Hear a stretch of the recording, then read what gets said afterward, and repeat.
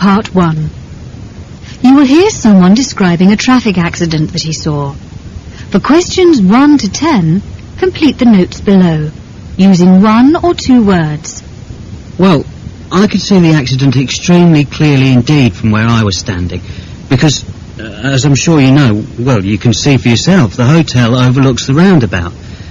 I was looking down on it from my room. It's up on the 20th floor. I was standing on the balcony, just looking down, so you could say I got a bird's eye view. Anyway, this is what I saw. This is how it happened. There was a car approaching the roundabout from the north, and about to enter the roundabout. It was a fast sports car. Actually, there was another car behind it, but that wasn't involved in the accident. It was white. The sports car, that is. Anyway, there was a van which had already entered the roundabout and was going round it. It was red, probably a post office van. And the first car, instead of slowing down or stopping before it entered the roundabout, just drove straight onto it without changing speed at all. And then the van hit the car on the front side and sort of bounced off, and then hit it again, this time on the side again, but at the back. However, both vehicles continued moving and left the roundabout by the same exit, straight ahead. I saw it all perfectly clearly. Then, just after they had left the roundabout, they pulled over and stopped at the side of the road. The car was in front and the van right behind it. And at that point, they were both overtaken by a large, very dirty lorry. I mention this because it just missed the car driver as he opened his door and got out. The lorry just drove on and disappeared. I don't think the driver noticed him. There could have been an even worse accident. By this time, the second car, it was a very old, rather slow car. The one I said was behind the sports car to start with, had come along and it stopped too. The car which had been hit was white in colour, by the way. Then all 3 drivers got out and looked at the damage. Then the third driver, the one who hadn't been involved in the accident, drove off, leaving the other 2 there. Then what happened next, I'm not quite sure about, because they were partly hidden by the cars, but there seems to have been some sort of fight, and I noticed the sports car drive away. I could still see the van, but not the driver, so that's when I got a bit worried and I phoned down to hotel reception to tell them what I'd seen.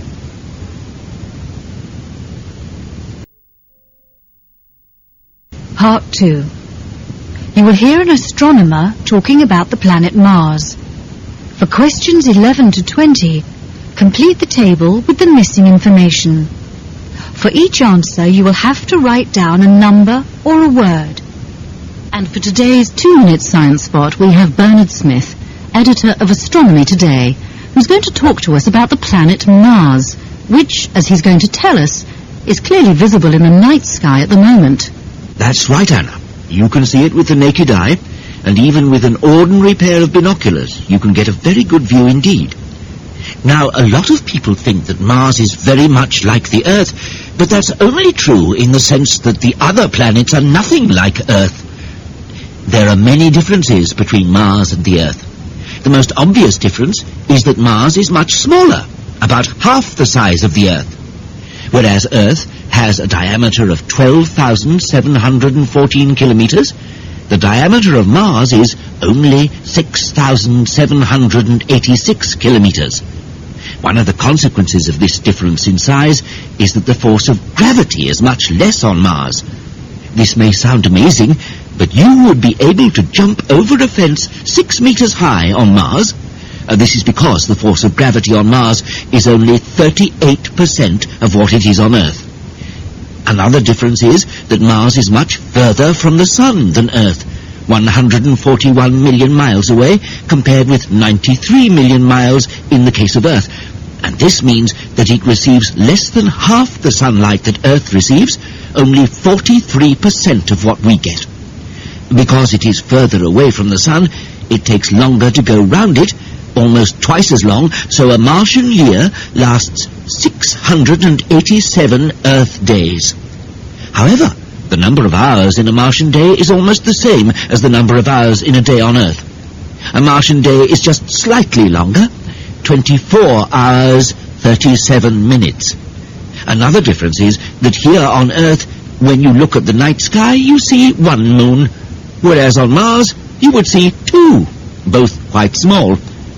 As you probably know, it is not possible for human beings to breathe the atmosphere of Mars because it is almost entirely carbon dioxide with only a very tiny amount of oxygen, a mere 0.1%.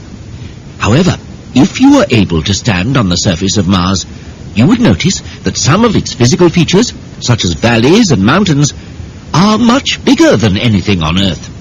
Our highest mountain is Mount Everest, which is 8,884 meters high, but there is a volcano on Mars, it's called Olympus Mons, which is almost 3 times higher, at 24,000 meters.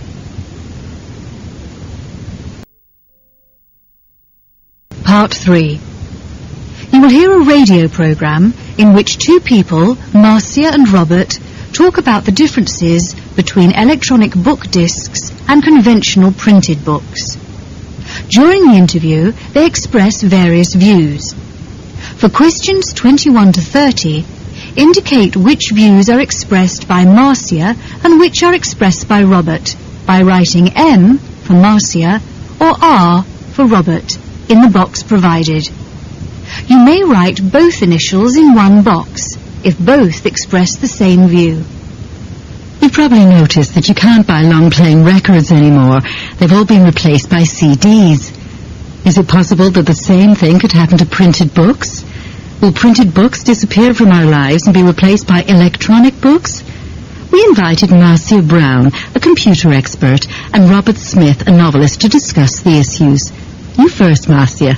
It's my view that books are the dinosaurs of the 20th century and are about to become extinct. I think that by the second or third decade of the 21st century, books will only be produced in tiny quantities for specialist collectors, if at all. We will obtain all the information we need by inserting CD-ROM discs into handheld computers or downloading it from the internet and reading from the screen. In fact, we can do this now. People will prefer this way of reading because of its sheer convenience. For example, the entire Oxford English Dictionary, 20 very heavy volumes in book form, can be placed on a disc that you can carry around in your pocket. The books weigh 66 kilograms. Because discs are so much lighter than books, people will find them much more convenient. Well, I think that you're overstating your case quite a bit, Marcia. Because although the Oxford English Dictionary can fit onto one disc, it can't be used with a handheld computer. It has to be used with the kind of computer you have on your desk, which certainly can't be carried around. It's much quicker to find the information in a book, to look up a word in a dictionary, for example, than to locate the information on a disc or from the internet. And even a handheld computer is heavier than a paperback book. Although I agree that the actual discs are lighter, but they're useless without something to play them on. Well, I'm not sure I entirely agree. The latest pocket computers are very small and light indeed. Of course, there is a long way to go and a lot of things to improve. And we are in the same position as we were with books in the 15th century. I think you're forgetting how quickly things catch on and improve. The batteries, for example, although they don't last very long, last a lot longer than they did a few years ago, and the image, even in color, is very clear on the most up-to-date machines. Also, although people like you, Robert, who are used to books and actually like books, can quickly find information in them, people who've grown up using computers from an early age can find the information they need very quickly and often prefer to do it that way. It's very noticeable that young people feel more comfortable with computers than they do with books. I can see that certain types of books, especially reference books, such as encyclopedias and dictionaries, are very suitable for using in the form of electronic discs, because you can have all the information available in your home or office without lots of space being taken up by large books. But this question of the quality of the image is a very important one. It's possible to call up a street plan on your disc, for example, and find you can't read the street names because they're blurred. Until that's improved, people will still prefer to read print from a page. It's just a much more pleasant experience to hold a book in your hand. I still think you're ignoring the pace of change. Think how fast mobile phones have improved and how popular they've become. When the first printed books appeared more than 500 years ago, I'm sure there were people who thought they were ugly compared with the beautiful handwritten manuscripts produced by monks. They thought they were losing something valuable, and in a sense they were right, but books had the immense advantages of being cheap and practical. Well, it's like that now with books on disc. But not cheap, surely. The discs, not to mention the computers themselves, are much more expensive than books. And there are so many different systems, which are not necessarily compatible with each other. It's true that we still have several different formats for disc books. And we need to reach agreement on one format, and that will happen, I'm sure. And prices are still higher than for conventional books, but not for long. Quite soon, a book in electronic form will be about the same price as a hardback novel. Think of videos. They used to cost much more than books. Now they're cheaper. We have to look ahead and imagine how things will have improved in 30 years' time. That's when there won't be any more bookshops in your town. I don't know. What I can see right now is a lot of new, very large and impressive bookshops opening up everywhere, which are a pleasure to visit. Yes, because they're facing a lot of competition from computer-based entertainment. Part 4. You will hear 5 short extracts in which different people talk about danger and risk in their lives. Task 1. For questions 31 to 35, match the extracts as you hear them with the people listed A to H.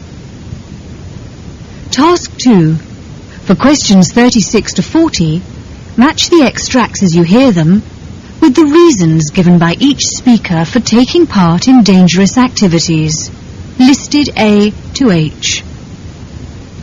Remember that you must complete both tasks as you listen. 1. Of course, it's nowhere near as dangerous as it looks to the people watching.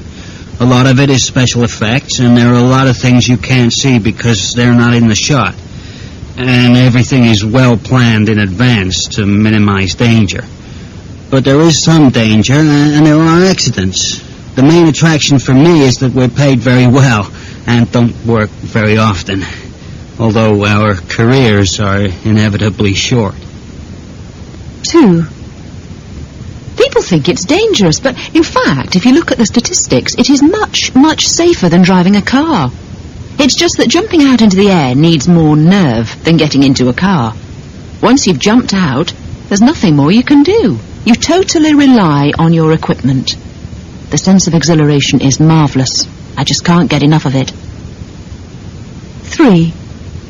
I've lived here all my life, and I know the area well, and if people get into trouble up there, I feel that I ought to try and help them.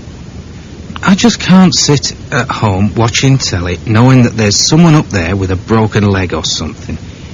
There's a team of us, of course, and if we can't get to the people easily, they can bring in the helicopter. But sometimes the weather is so bad that that's not possible. Then we just have to carry people down. It can take hours sometimes. 4. When you go underground, you have to squeeze through some very narrow spaces, and that's very difficult mentally. Sometimes you think that you're going to be stuck, you feel trapped, and you start to panic. Sometimes it happens that people completely freak out, and then it is really bad. It's a confined space, you see. Some people just can't handle it. But what I like is feeling the panic, sometimes letting it almost take over, and then overcoming it and carrying on.